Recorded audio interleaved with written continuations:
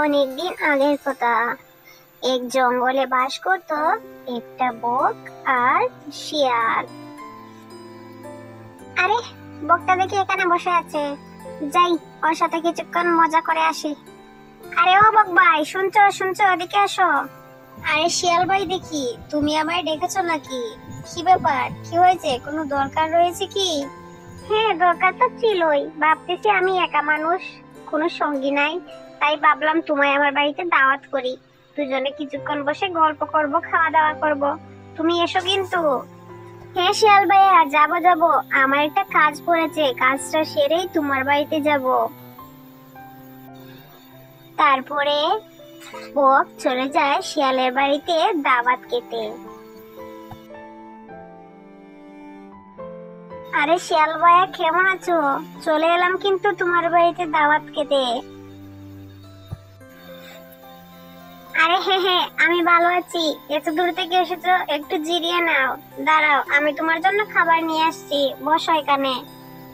তারপরে শিয়াল একটা বড় প্লেটে করে বকের জন্য বাসি খিচুড়ি নিয়ে আসে, আর তার নিজের জন্য বড় হাঁড়িতে করে বিরিয়ানি নিয়ে আসে এবং বককে খেতে বলে। বকের টুটটা লম্বা হওয়ার কারণে সে প্লেট থেকে খাবার তুলে খেতে পারছিল না। সে বুঝতে পারে যে শিয়াল তাকে অপমান করার জন্যই ডেকেছিল। তারপর বকটা শিয়ালটাকে বলে, শিয়াল ভাইয়া, তোমার বাড়িতে তো দাওয়াত খেলাম, এবার তোমাকে আমার বাড়িতে দাওয়াত খেতে হবে। তোমার দাওয়াত দিয়ে গেলাম, তুমি কিন্তু আমার বাড়িতে যেও। একথা বলে বক সেখান থেকে চলে যায় এবং পরের দিন সকালবেলা শিয়াল বকের বাসায় চলে যায় দাওয়াত খেতে।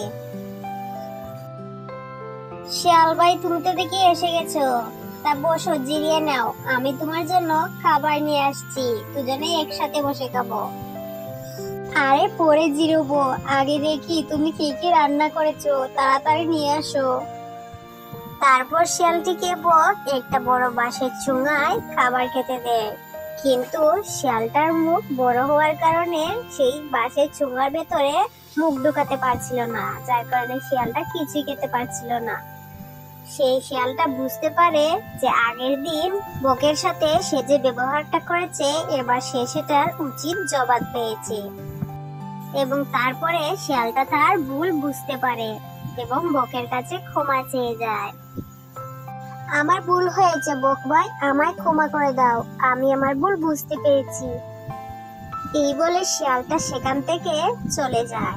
তো বন্ধুরা, যে যেমন কাজ করবে তাকে ঠিক তেমনি ফল ভোগ করতে হবে।